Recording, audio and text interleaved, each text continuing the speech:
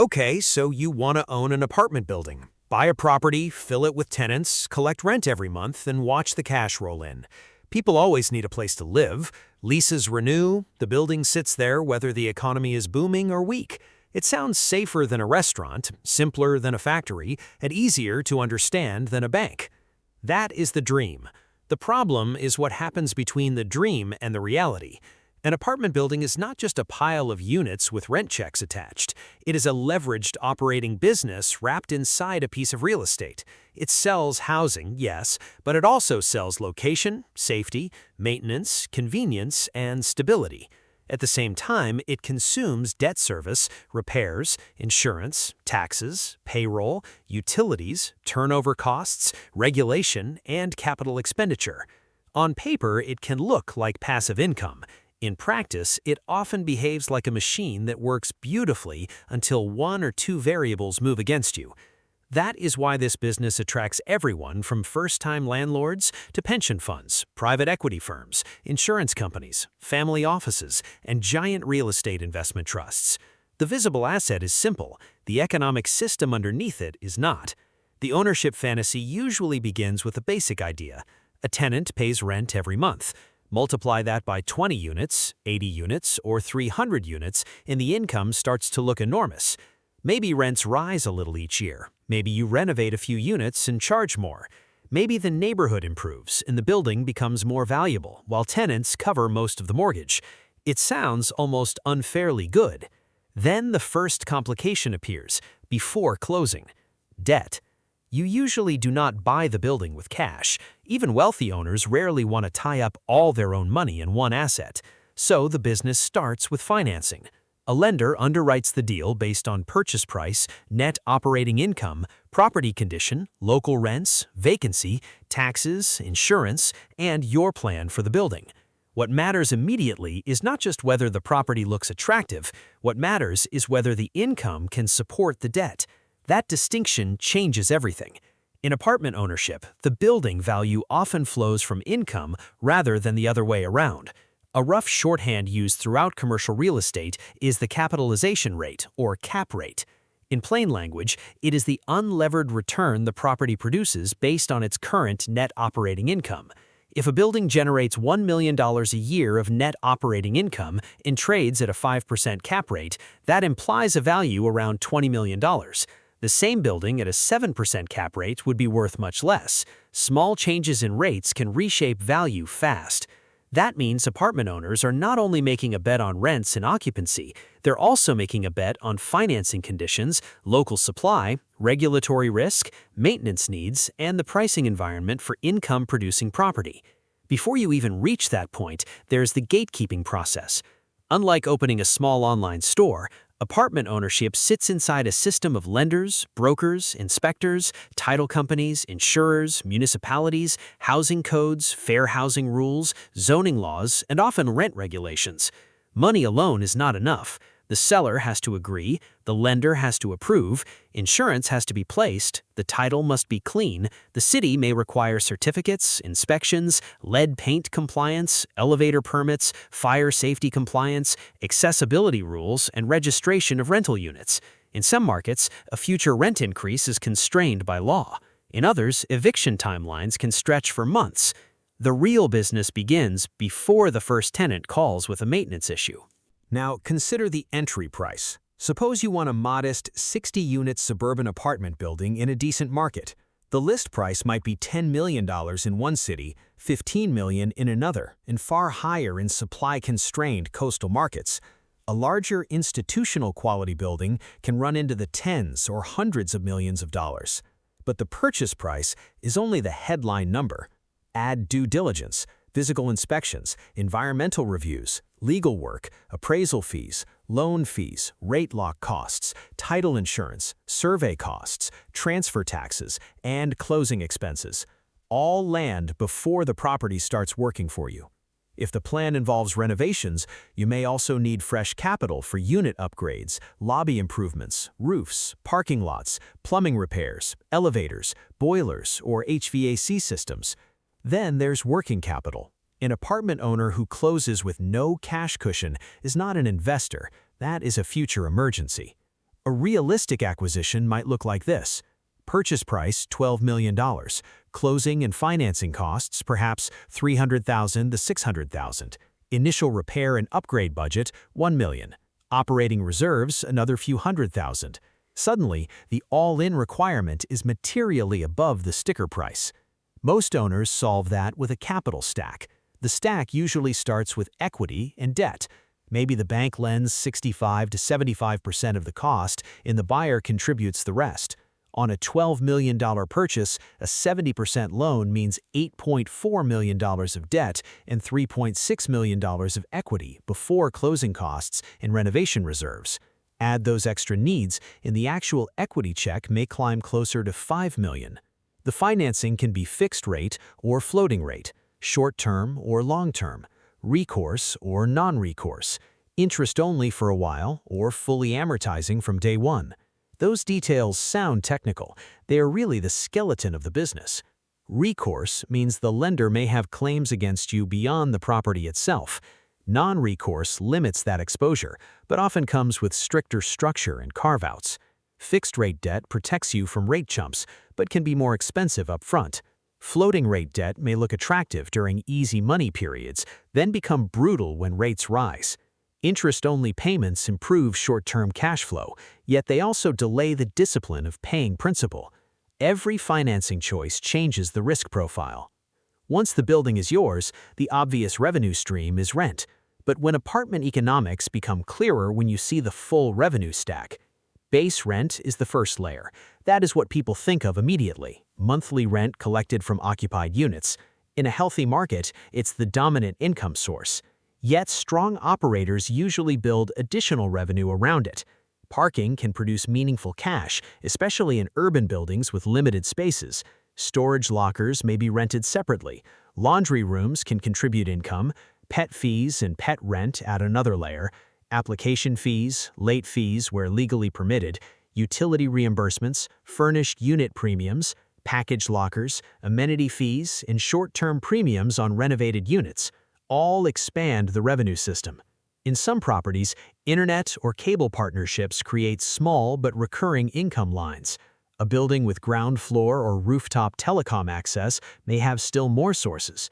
That matters because apartment ownership is rarely just a story of one rent figure multiplied by 12 months.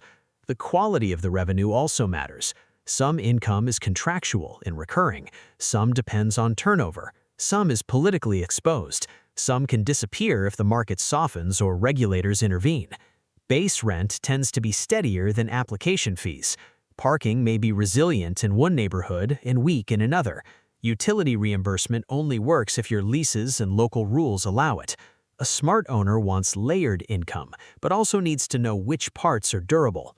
Then the cost machine comes into view. The most dangerous misconception in apartment ownership is that the building mostly runs itself after tenants move in. Even a well-located property with stable occupancy carries a constant stream of expenses. Real estate taxes come first in many markets because they are both large and difficult to control. Insurance has become especially painful in recent years, with premium spikes in disaster-prone areas and tougher underwriting across the industry. Payroll may include a property manager, leasing staff, maintenance technicians, cleaners, or security. Utilities hit owners when units or common areas are not fully separately metered. Repairs and maintenance never stop. Landscaping, trash removal, software, pest control, legal costs, marketing, make-ready expenses, and unit turnover keep draining cash even in ordinary years. Above all that sits capital expenditure. This is where many amateur owners confuse a building with a bond. A bond does not call at midnight because the boiler failed. A building does. Roofs wear out, elevators need modernization, pipes corrode, parking lots crack, exterior paint fades, appliances die, water intrusion creates hidden damage behind walls. A property can look profitable right up until the year when 3 or 4 deferred items arrive together. That is why professionals separate everyday operating expenses from major capital needs. The income statement may look healthy while the building itself is quietly accumulating future bills. Now add debt service.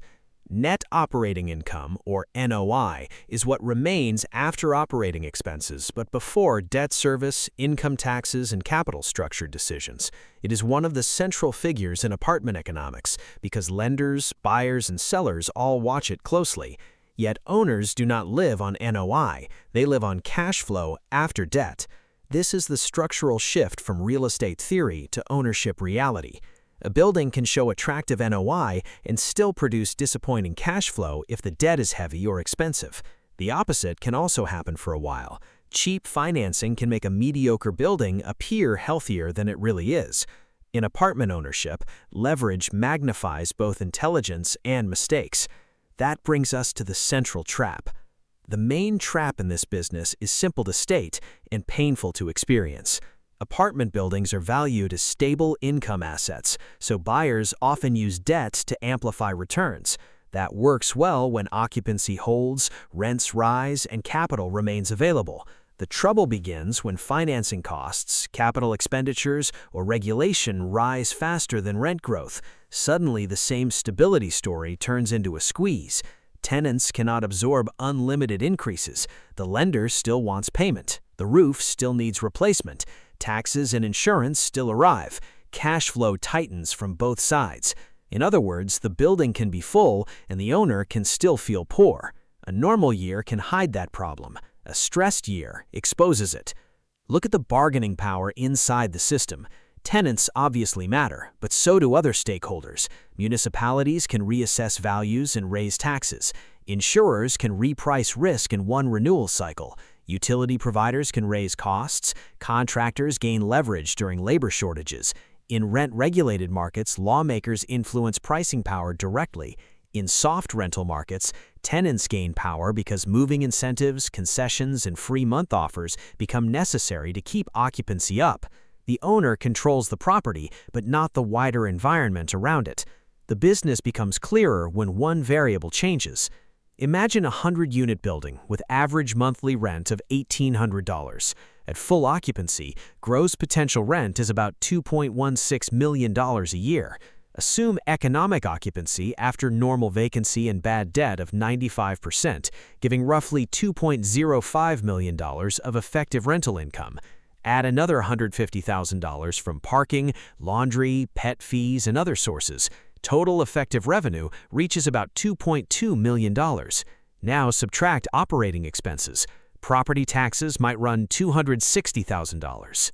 Insurance, $120,000. Payroll and management, $320,000. Repairs and maintenance, $180,000. Utilities, $140,000. Administrative, marketing, turnover, landscaping, trash, and contract services, another $180,000. That puts total operating expenses around $1.2 million. Net operating income is about $1 million. So far, the building looks solid. Then, debt enters the picture. If the owner financed the acquisition with a large loan at a higher interest rate than expected a few years earlier, annual debt service might consume $700,000 or more. Suddenly, pre-tax cash flow is only around $300,000 before major capital expenditure reserves. Set aside $150,000 for longer-term capital items, and the actual distributable cash may be closer to $150,000. That means a property producing more than $2 million of annual revenue can still leave the owner with a surprisingly thin cushion. And this is not a worst-case scenario, it is the point of the model. Apartment buildings feel rich at the top line and ordinary at the bottom line. Change one variable and the stress appears fast. Operating costs simply tend to stick while revenue shifts. Let occupancy slip from 95% to 89% during a wave of new supply in the neighborhood. Offer concessions to attract tenants. Assume effective revenue falls by $180,000. At the same time, insurance renews sharply. Higher taxes increase after reassessment, and one plumbing issue adds another $70,000 in unexpected cost. NOI drops from roughly $1 million to perhaps $700,000 or less. If annual debt service is still $700,000, the owner has effectively lost the cushion. One more surprise, and cash flow turns negative. The same structure that magnifies profit also magnifies pain. That is why apartment buildings can move from apparently safe to financially awkward without ever becoming visibly empty or abandoned. The failure case makes this even clearer. A good example is the broader collapse of highly leveraged multifamily syndication strategies when interest rates reset and operating assumptions proved too optimistic. One of the most public cases came from the rise and fall of large Sunbelt apartment investors that bought aggressively during the low-rate boom, financed with floating-rate debt and aggressive pro forma rent growth strong enough to outrun higher costs. The assumptions looked reasonable in the moment. Rents had been rising fast in many markets. Capital was abundant. Bridge debt allowed buyers to close quickly, plan renovations, and promise investors that future rent increases would drive strong returns. Then the environment changed. Interest rates rose sharply. Insurance costs increased. Construction and maintenance became more expensive. In some high-growth markets, a new wave of supply hit. At the same time, rent growth cooled. Deals that had been underwritten around cheap debt and fast rent gains found themselves squeezed by exactly the opposite conditions. The trouble with floating rate debt is that it can act like invisible leverage. The principal balance may not change much at first, but the cost of carrying it does.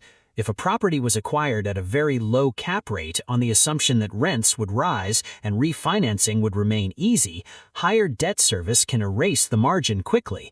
Once cash flow falls, distributions to equity investors stop.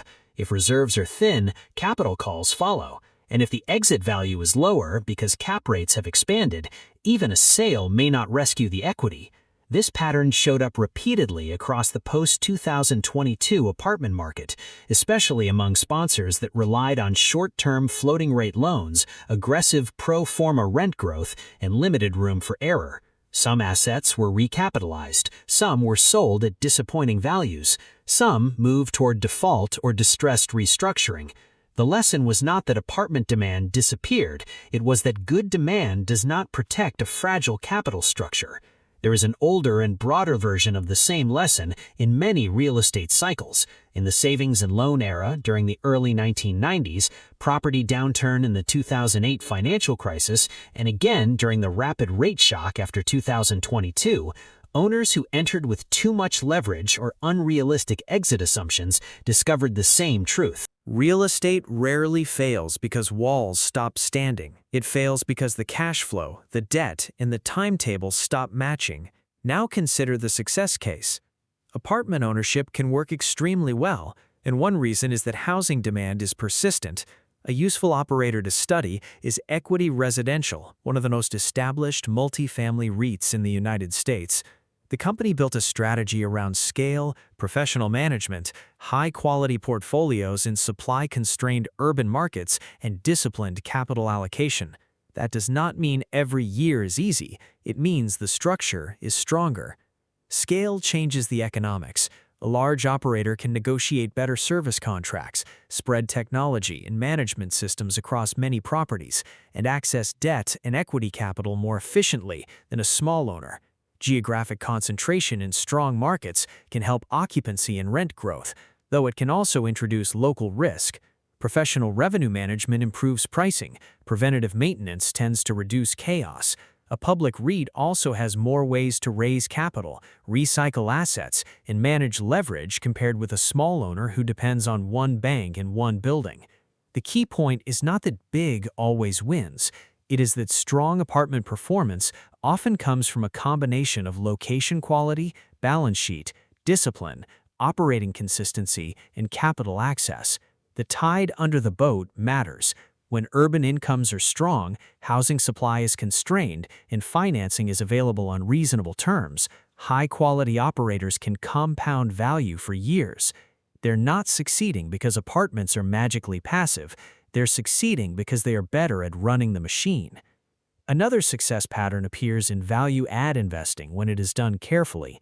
An owner buys an undermanaged property in a neighborhood with durable demand, upgrades units, gradually improves common areas, tightens expense control, and raises rents in line with genuine quality improvements.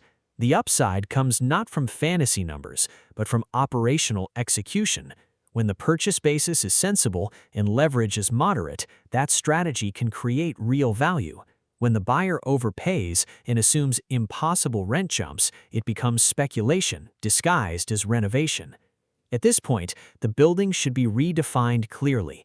You are not simply owning apartments, you are owning a housing service business, financed by debt, constrained by regulation, exposed to local competition, and constantly negotiating between current cash flow and future capital needs. That is why the one-year owner model matters so much. Take that same 100-unit property in a normal year. Effective total revenue, $2.2 million. Operating expenses, $1.2 million. NOI, $1 million. Debt service, $700,000. Capital reserve, $150,000. Pre-tax cash left to ownership, roughly $150,000. If the equity invested was $4 million, that is only a modest cash-on-cash return in the current year, even though the building itself may be worth perhaps $16 to $20 million, depending on the market and cap rate.